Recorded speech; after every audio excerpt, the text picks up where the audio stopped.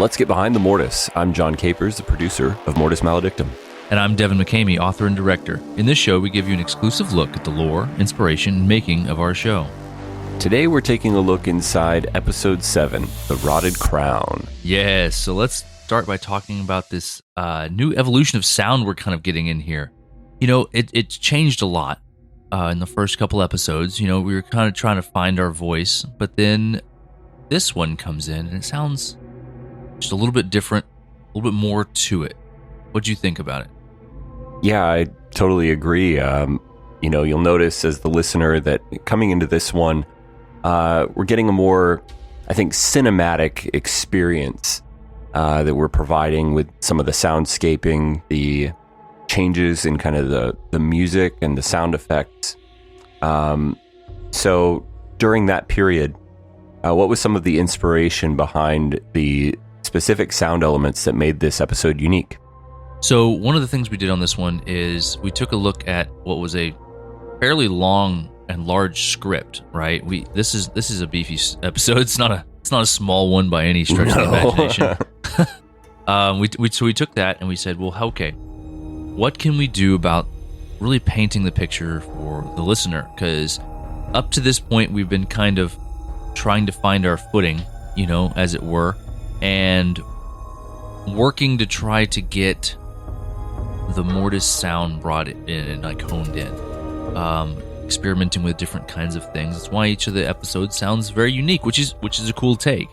But I think this episode was the first one where we were like, "Yep, this is it.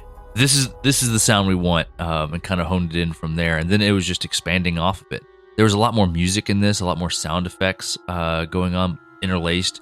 It was very, all of them are bespoke. This one felt tighter, I guess. Yeah, for sure. Kind of finding our voice, right? Yeah, absolutely was. And really, part of it is like the sound selection choice and things like that. I think this is the first one that Brandon had a hand in doing. Instead of just doing art, he had dabbled in some audio stuff. Well, he was like, you know what? I want to take a stab at helping out with this one, right? So he lent his talents to this episode as well, and it turned out really well, I think. Yeah, no, I totally agree. I think that listening through, like I'd already said, it is more cinematic in nature.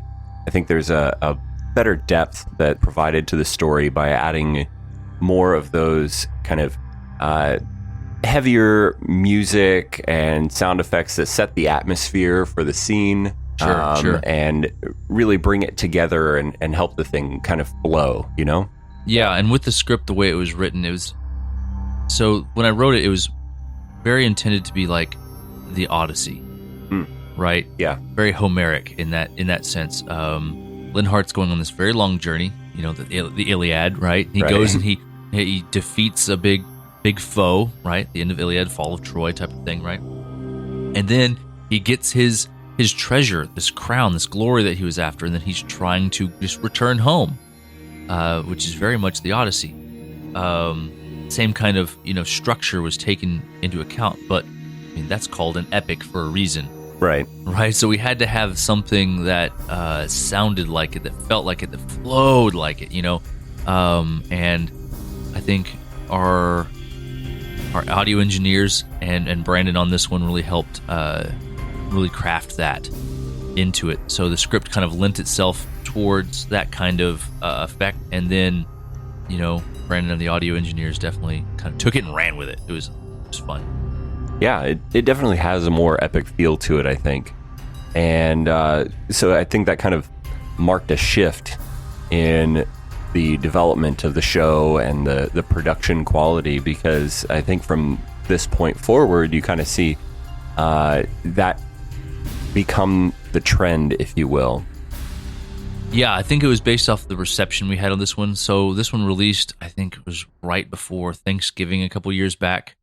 And then like Brandon was over he's my brother, he was over for, Thanksgiving dinner. We were just hanging out and doing Thanksgiving dinner-y things and not paying really attention to, social media or YouTube or Spotify or anything like that, or Apple.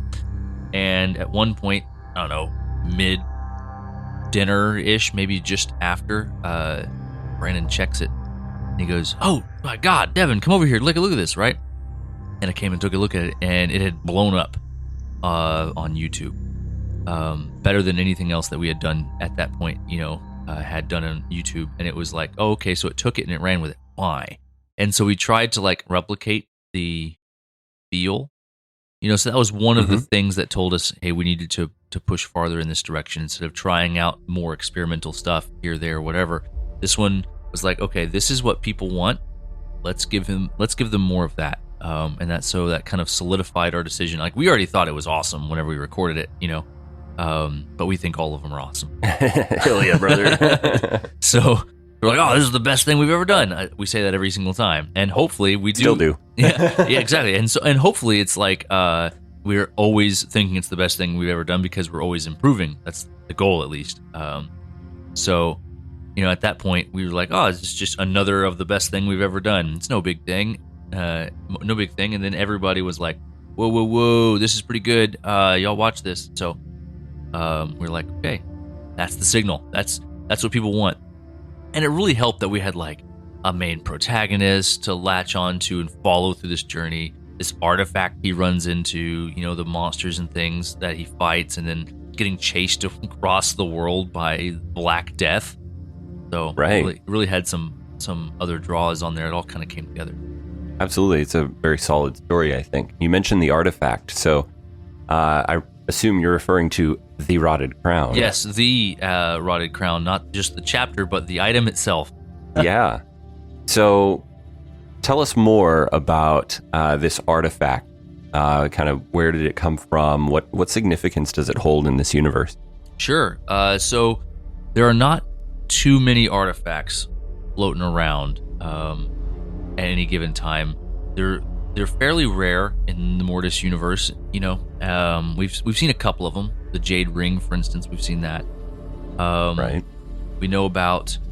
I'm looking over here trying to figure out how far in we've gotten. Okay, we haven't done Bone Duchess yet, but if you have listened to Bone Duchess, there's an artifact in that one. If you've listened to a couple of the other ones, there are more things out there. Spoilery, things. Yes. But the book from the Bone Duchess is a good one. The Jade Ring is from Dangerous Tongues is a good one. The one that Quinn has. So I guess with the Jade Ring and the book, those and the Rotted Crown, those kind of make up the base level artifacts. And if I say base level, I mean like these things are, heavyweights in their own right. Just they're one tier below the monster, the big dog, the singular artifact with a capital A, bold and underlined, italicized that we haven't run into yet. I guess I should say that there are two of those. One is quite sentient, and one is not quasi-sentient, maybe, sort of. Okay. I know, spoilery. Yeah. It's Act 2 spoilery things, but essentially artifacts themselves, they're not too many. They're floating around, but they are. They definitely have an effect, a strong effect, and are usually central key elements to help or hurt our brave protagonists. Yes. Well, they need all the help they can get, usually. Yeah, they do. I mean, the ring helped Quinn just fine. Yes, it did. This crown, not so much. So, would you say that it maybe is a little cursed? It is 100% cursed. It is a cursed artifact. We don't really know where it comes from, but we do know that the many, capital T, capital M, the many, which is like this army of the dead, essentially, right? All of the things that should not be, that kind of come together to form this one hive consciousness of dead. Well, they essentially bow down before this rotted crown. So whoever has the crown can control the many. But at the same time, it's a curse. You can't stop the many. They're going to go do what they want to do. You can just kind of try to hold them back or not. Maybe you're not the greatest dude in the world, and you just want to say, you know what, let's see what these things can do, and turn them loose. This does not happen in this case. Linhardt doesn't know what he's doing. That's the tragedy of it all, right? He's letting these things loose, being the owner of the crown, because he doesn't know that he's supposed to put a stopper on them, you know? And they're just saying, wow, this hadn't happened in a millennia. Let's go. It's freaking party time. You know? And so much to his chagrin and regret. Yeah, that's fair. And so this crown, speaking of artifacts and things that have significance in the universe, so this is made out of jade, of course, which, as we have discussed in some other episodes of Behind the Mortis, plays a pretty significant role in this universe and really ties things together. Oh, yeah. Yeah. And so kind of with that, the, I guess, power that kind of seeps out of it and fuses with its owner, certainly, like you mentioned, results in some of the tragedy of this story. But you had also talked about, you know, not knowing where this comes from. So can you kind of walk us through a little bit? What is the backstory of the crown? Okay, so the backstory of the crown, that's a really good question. I know I say that every single episode we've done, that these questions are crazy and great, and I love them, and we got to keep doing them. But here's the coolest part about the crown. It's a universal mystery, right? It's tied to the tower, right? But the tower itself is a mystery. Nobody knows who lived there, when they lived there, what kind of culture and people were there. It's just this tower somehow is in Mongolia all by itself. No settlement around it, right? But it's like some king or emperor or queen or princess lived there underneath the tower. And there's these bedrooms with these extravagant adornments and jewelry and everything off in these side rooms, like visiting dignitaries all over the place, like coming and having audience with the lord of whoever was in, you know, on the throne. But where did it come from? No one has any idea. And it's in every single world that we've gone across, right? So, spoiler alert, there are multiple worlds, you know, as you're about to discover with, in a couple episodes, the Bone Duchess is the one, so keep an ear to the ground on that one. If you don't know already, if you're an old hat at Mortis, then you're well versed in this, but there are multiple different worlds all kind of flowing around each other, and in every single one there's a tower, and every single one there's a rotted crown, and they're tied together somehow. It's like one of the few constants in the universe, and no one knows, not even the narrator of the story has any idea what the origin of the crown or the tower are. Very interesting. Now, it's a little early to start talking about the narrator, but only slightly. Only slightly. Let's see. How far in are we? Episode 7, so we've got another 5. 4, 5, yeah, something like that. Yeah. We're getting there. There's more to come there, but we don't want to spoil it too hard for you if you're just joining us. However, Linhardt does come across the crown through a series of events. Yeah, much to his dismay. And so he does get a hold of this crown. And you can't simply give it away either. No. He tries to chuck it. It just shows back up again. Yep. A bad penny. That curse coming right back. So it kind of has to be rent from them. Yes, has to be taken. And so he survives, right? Our story ends kind of leaving him to his devices. Yeah, survives. Massive air quotes. You know, it does, at the end of the story, I mean, the four-armed skeleton picks him up and, you know, carries him back off to the tower. But, like, he's dead, but he's not. But he's not, yes. So he survives-ish? Right, kind of stuck in his own little purgatory of undead life. Right, thanks to greed and wanting to get glory. I mean, he's not like the coffee barons, for instance. Those guys were assholes, right? Right. But at the same time, he's not Jack, who did nothing wrong and was just a hapless, innocent victim. Right. So he's kind of sort of in the middle. He's an interesting character for that reason. But yeah, he does survive it. Also, unlike the Coffee Barons and Jack. Can you blame him for seeking glory? He existed in a time where that was kind of the thing, right? Yeah, that's true. Coming out of the days of King Arthur and his court and all of the stories of great wonder and great adventure, right? So it kind of been burned into him, like, if you want to make a name for yourself, you got to seek glory. Yeah, that's the only way. Otherwise, you're just another peasant. And in so doing, was his own undoing. As is probably the case for most people that go and seek glory. Indeed it is. Just his was a little bit more, a little spicy. Yep, definitely more spicy. Well, so at the end of it, it says that together with the many, huge T, huge M, capitalized, Linhardt leaves the tower and he goes to battle against the Mortis Maledictum. Ooh. And this is the first time in the story where we've named the title of the story in the episode. Yes. What, as a listener first, what made you, what did you think about whenever you heard that? Well, I mean, you're like, okay, finally, here it is, the title, right? We're getting to the heart of the story now, and I think that was kind of the cue of like, okay, so now we've named it, and apparently it's something that you have to battle against. But yeah, it's not like a table or a chair. It fights back. It fights back. But what is it?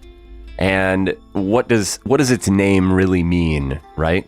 Of course, you can look into, okay, well, what does that mean in Latin, and kind of a little play off of Death's Curse, I guess. Mm-hmm, mm-hmm.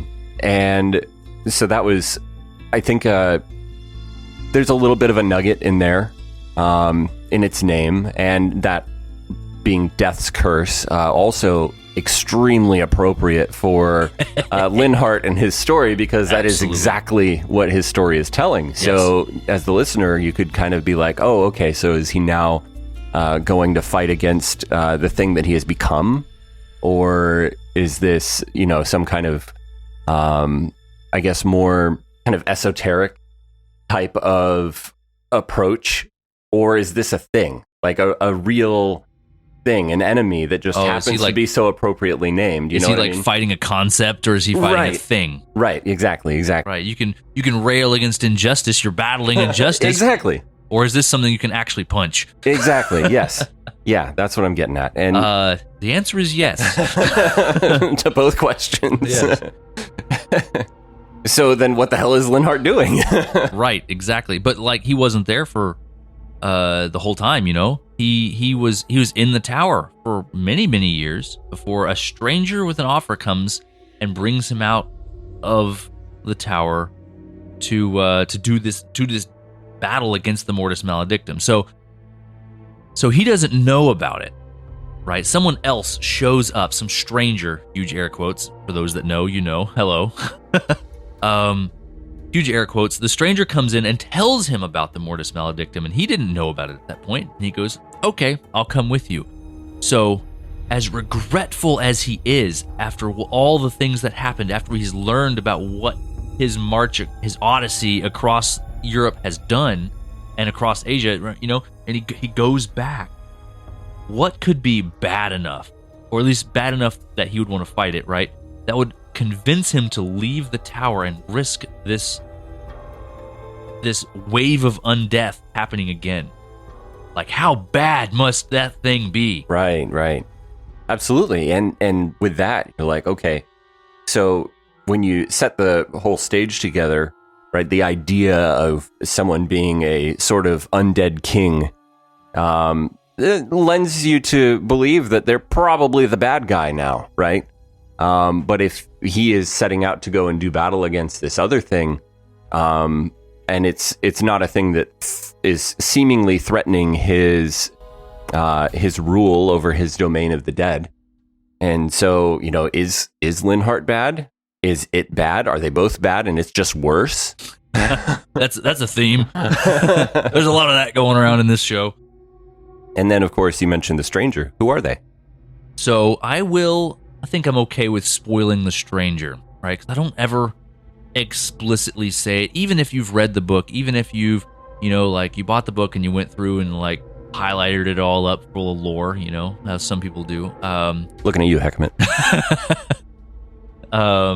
So even if you've done all of those things, it never explicitly says, right? So, hello, this is Behind the Mortis. This is the whole point of this show is to spoil the crap out of people. You're welcome. The stranger is the archivist. And he goes to enlist the aid of Linhardt for a unknowable purpose, to him, at least at the time, right? And then he tells him about the Mortis Maledictum and says, come with me and help fight this thing. And the archivist themselves are this being that you will very soon come to know. If you haven't listened ahead at this point in the story, if you're listening in order, you will very, very soon come to figure out exactly who this archivist is. And it will suddenly make a lot of sense why the stranger would be there and what they're doing, right? They don't know about the tower. It's a mystery. They know that the mystery exists, right? They don't know about the crown. It's a mystery. They know it exists. But they do know about the person that was wearing the crown last seen, right? Yeah. And so if they're going to come and archive the events that happened there, and then they run into this person who how are you not more dead? And he's like, well, I kind of am. And they're like, you know what?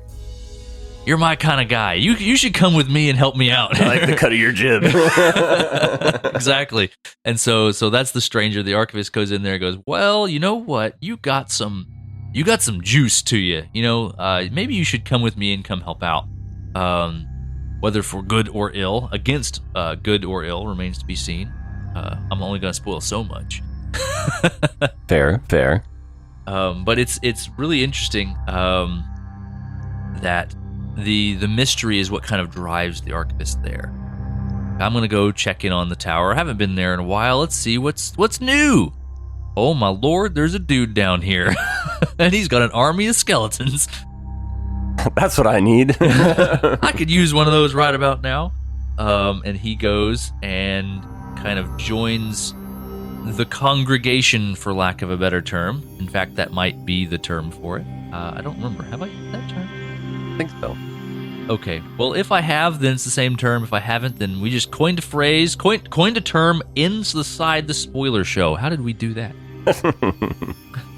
So, Linhardt goes forth from there with the archivist. Yes, spoilers.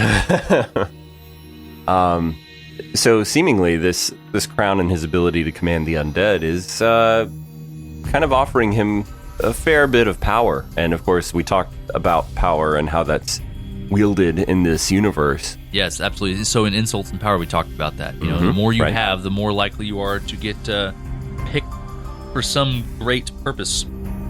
Well, fighting something called the Mortis Maledictum when the show is called Mortis Maledictum might have something to do with a great purpose. Ding, ding, ding. Fourth wall break a little bit there, but you know what? That's right on the money. It is. So he gets to go and do that. And in a couple episodes, we'll talk a little bit more about Linhardt, actually, because we'll be visiting it in the interlude episode. We'll talk a little bit about Linhardt there and see what has been up with our brave hero, our Odysseus, as it were. Our undead Odysseus. Our undead Odysseus in the interim. Yes, I look forward to that. And as you mentioned, Linhardt and his future endeavors, I got to tell you, the upcoming episode of Four Corners, it's got definitely some tight strings between our current tale and Linhardt here in the Rotted Crown. So definitely, if you're listening to one, you listen to the other. You want to listen to them back to back to kind of try and pull all those tasty nuggets out. Yeah, there is a lot. Actually, this is completely coincidental that we're recording this one now today.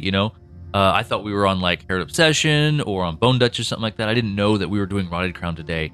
For those listening to this, I finished the episode that he's talking about for Four Corners, episode 8, I think. Yeah. Coronation. I finished it today. Like This is October 13th. When we're recording this is the day that Coronation was finished being written and sent off to edits. And it just so happens to feature Linhart, and we just are... That's the next one on the docket for us to do Behind the Mortis of, which is wild. Meant to be. It was meant to be, absolutely. And there are some significant tie-ins there. Definitely check it out. It is, man, I know I say it every time. It's the best episode we've written. As long as we keep getting better. Yeah, I mean, we were talking about it earlier about the sound thing. I always think it's the best episode we've ever produced. Well, I think that's like one of the best episodes we've done. It might be the best one so far. And they keep getting. So, I can't wait for people to listen to it. And for anyone that doesn't have in the Patreon doesn't have access to the Four Corners episodes, don't worry. There's still plenty of Mortis out there. We've got Herod Obsession coming up, and we've got the Bone Duchess, so that one's a tasty one. I mean, hell, both of them are. Crow's Wings, Dark Deeds, that one's a fun one. So there's so much more, and just in Act 1 to go, and it's gonna be a fun ride either way. Oh yeah, I can't wait to see what we and especially Gorath comes up with as we turn this latest episode of Four Corners into a finished piece of audio mastery. I can't wait. I'm being 100% genuine by that. I heard his voice for Carver and the narrator, the storyteller, I guess I should say, because different. I heard the storyteller's voice as I was writing the words. It's like we've done enough of now. This is episode 8, that we had done, and so I feel like as I'm typing it, I'm hearing the storyteller's drawl, as he goes into the thing, and he's talking, and then, spoiler alert, way in advance, Steve gets some voice lines in this one. I know. It's going to be great. Steve gets to talk shit right back. We hear the storyteller complaining the whole dang time, all 7 episodes. Well, Steve gets to yell at him back today.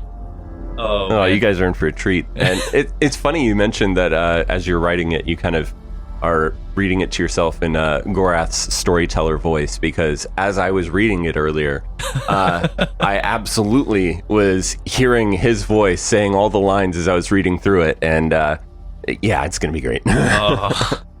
I cannot wait. Hopefully we can bring just as much of a cinematic experience to that episode as we did to this Rotted Crown episode. Oh, for sure. It's going to happen. So y'all got to come join us on Patreon and check it out, because it is worth your time. I promise. Yeah, and honestly, 7-day free trial. You can totally jump in there and get that, free. You can listen to all 8 episodes, read all 8 of the episode scripts, a whole bunch of artwork and other cool stuff. You can get all of that for free. And you know what? If you want to dip out after the 7 days are done, go for it. Yeah, no harm, no foul. Jesus, get out of my head. Get out of my head. Yeah. And there's so much more content coming out on there. Four Corners is just the start. So with that, we genuinely appreciate all of our patrons. And as a reminder, this show is listener supported through our patrons. And so as a thank you, supporters can listen to the new exclusive storyline and everything else that we have cooking, let me tell you, buddy. And those are coming out every month. Yes, thank you to our supporters who help make our dark, twisted world a reality. Serial Designation O, Heckamit, Birdie, Celia, Houdini Bob, Amelia, Trina, Justin, Brian, and our new additions, Adam and Melissa. And of course, if you want to be a guest on this show, we are casting from our Discord community. We love to have you all on here and hear your questions and answer them for everyone's benefit. And it's not just us two talking at each other. Yeah, yep. And of course, the link is down in the description of the show notes. Thanks for getting Behind the Mortis with us. Don't get lost in the dark.